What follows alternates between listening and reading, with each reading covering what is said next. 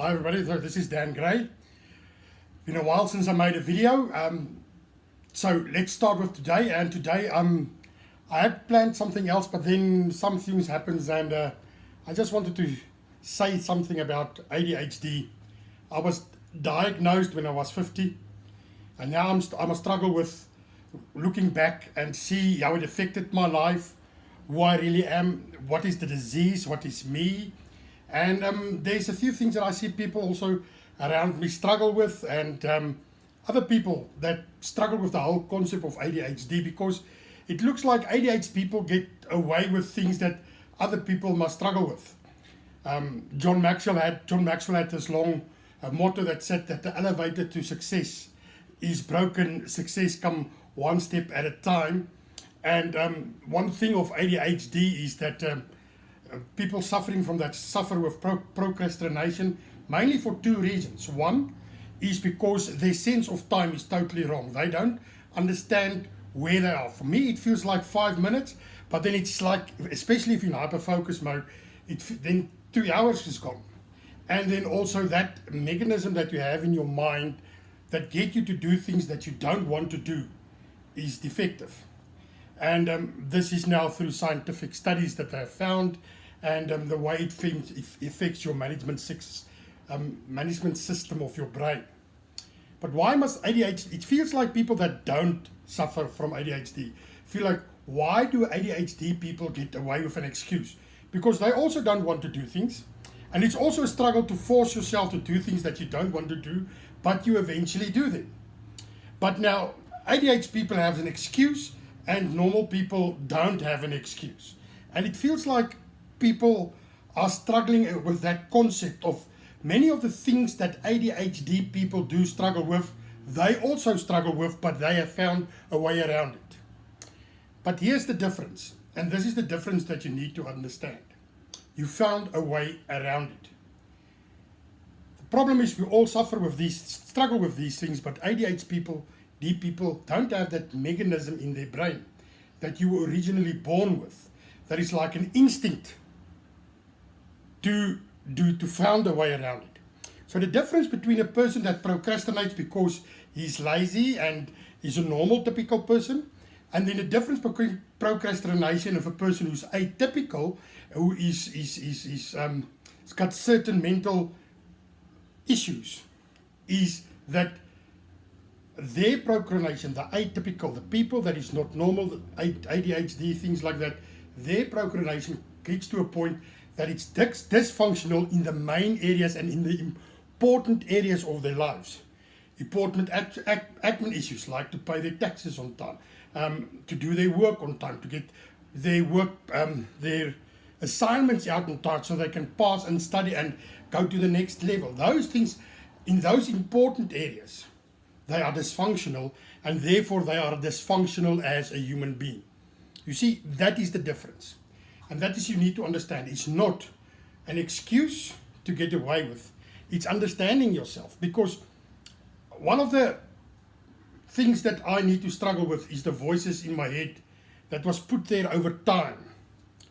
People, teachers, siblings, other loved ones that judged you, because nobody was aware that I had ADHD, so they just judged me from the outside and said, I don't want to go through the struggles. I run away when things become difficult. And those voices are in your head the whole time, and you start to think of yourself as that person. And now you've got to remember there's also that thing of self-fulfilling prophecies. What you think you are will eventually be what you become. I know it's oversimplified and there's a lot of other issues, but in essence that plays a big role. The way you think about yourself plays a big role who you eventually become. So the voices I had to face in my head is the voices then, I'm lazy, I'm this and this and this, and I've repeatedly say that to myself, and I always made that commitment to come right. A simple example of how normal typical people don't understand ADHD people is when it comes to things like keys and remembering where you put your keys. For a normal typical person, they will say, listen, it's easy, just do this and this, and you will remember next time to where you put your keys. But I've tried all those methods, And by day 3, it's gone. I don't even remember. I don't even think about those methods. It is just gone out of my head, and it's non-existent. And that's with a small thing like, where do you place your keys? So what I'm saying is the following, that when somebody has been diagnosed by a professional, not somebody that's self-diagnosed, they might be correct. I'm not saying that they're not, but it's important to get to a professional person who understands ADHD, who works with ADHD, get classified that that is exactly what you are struggling with, because there's other things that can look like ADHD in your life, but it might not be. So it's important to get to the right person. But when you're a normal, typical person, and you're dealing with a person who's ADHD, you need to understand that it's a function that they don't have. And don't try get this, he's only looking for excuses, or she's only looking for excuses. My challenge is, as an ADHD person, is to get that, to delegate that authority to somebody outside of me, because my brain doesn't have it inside. So one of the ways you deal with ADHD is to get somebody who understands, who with love and care and the necessary respect can tell you, listen, you are procrastinating now. Remember, that is what you are suffering with. This is what you committed to. Commit. And me as an ADHD person then has got to realize that I did delegate that power to that person in order to help me. And that is what you need to understand. ADHD people is not looking for excuse. And to procrastinate is not an excuse. We must find a way around it. But most of us suffering from ADHD can't find a way around it unless we've got a loving person on the outside, or a system on the outside that helps us and assists us with those important tasks and the things you need to do. My responsibility is that I must find that person, delegate that authority to that person, and when that person reminds me that I'm not doing what I must do, and I must now start doing what I committed myself to, I must remember, obey, and do it, and not fight that person. But it needs somebody that can do it with grace, understanding, and not the normal condescending way of speaking to people and say, you just don't want to. Or that person also needs to be a person with grace and understanding, and understand that you might not say the first time yes, but get you there. So it's like a team. You need a teammate.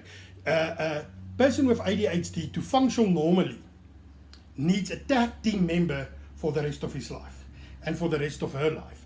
And that is the thing that I deal with the most difficultly, because I'm an independent person. I've always relied on myself. Since I was 6 years or 5 years old, I'm on my own. I've been making my own decisions since a little boy. And to me, that was who I am, the core of who I am. And it's difficult for me to let go of that independence. I really, really do struggle with it a lot. So yes, I didn't plan this, but anyway, like Frankie and Grace would say, fuck it. So this is Dan Gray saying, next time, if you're a normal, typical person, try to be helpful, try to understand, try to be graceful. If you're an atypical person, an ADHD person, remember that you need tag team members in your life, and you need to delegate the authority. And when those people that you've delegated that authority speaks to you, you need to listen. This is Dan Gray saying, have a ding dong day. My eyes is all over the place. I don't even know where to watch on this video.